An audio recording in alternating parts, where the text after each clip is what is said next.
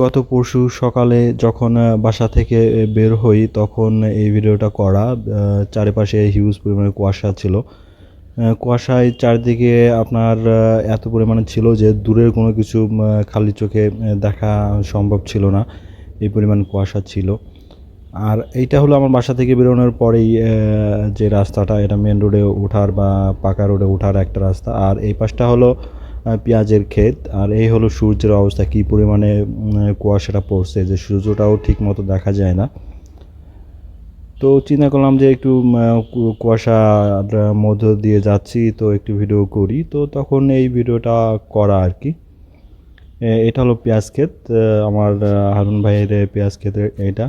আর ডান পাশে এখানে মেথি শাক এবং অন্যান্য শাকের চাষ হয়েছে এই ক্ষেতটায়। আর সামনেই ভুট্টা ক্ষেত, তার পাশে হলো আলু লাগানো হয়েছে, আলুর ক্ষেত। আপনার আলুর চাষ হয়েছে এখানে।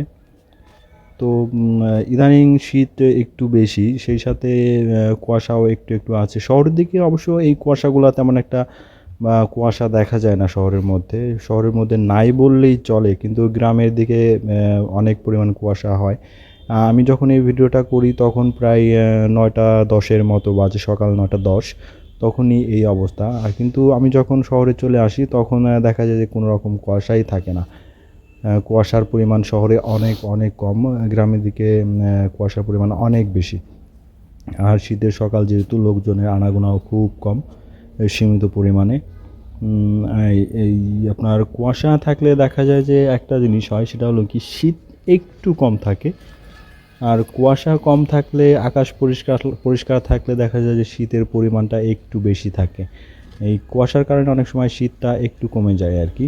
আর এই জায়গাটা হলো, আমি এই জায়গাটা ভিডিওর আগেও করছি, এই জায়গাটা পানি বেঁধে যায় যখন বৃষ্টি হয় বা বন্যা হয়। এখানে মাজা পানি কিংবা গেরা পানি পর্যন্ত পানি থাকে অনেকটা সময়। এইখানকার পানির মধ্যে ভিডিও আমি এর আগে কয়েকবার দিছি। এখান দিয়ে হলো এই রাস্তায়, পাকা রোডে ওঠার রাস্তা এটা আমাদের, এই সামনেই পাকা রোড। আর আপনার পাকা রোডেও দেখলাম যে খুব একটা লোকজনের আনাগোনা নাই, আপনার যেহেতু শীত। ভোরের দিকে, ভোর বলতে 9টা 10-15-র দিকে এই ভিডিও করা। তো অনেক পরিমাণ কুয়াশা ছিল। কুয়াশার মধ্যেই চিন্তা করলাম একটু আশেপাশের দৃশ্য, প্রকৃতি একটু ভিডিও করে রাখি স্মৃতি হিসাবে। যেহেতু আমি মূলত ভিডিওগুলো করি এই স্মৃতিটাকে ধরে রাখার জন্যে, স্মৃতিটাকে সংগ্রহ করে রাখার জন্যে। আর এই ডান পাশটা হলো ভুট্টা লাগানো হয়েছে, একটা বড়ই গাছ, তাল গাছ, সব কিছু মিলে আর কি। সকালের পরিবেশটা অনেক সুন্দর থাকে, একদম নিরিবিলি ঠান্ডা, সব দিকেই ভালো থাকে। বাম পাশে আপনার কলা গাছ, খেজুর গাছ, সব দেওয়ার সামনে হলো এটা মুরগির ফার্ম।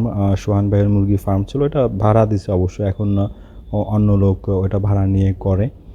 আর বাম পাশে একটু আগালে ওইখানে একটা টাওয়ার আছে আমাদের গ্রামীণ ব্যাংকের, গ্রামীণ সিমের আর কি, বা গ্রামীণ ফোনের টাওয়ার যেটাকে বলি আমরা। এটা পিছন সাইডে আমার।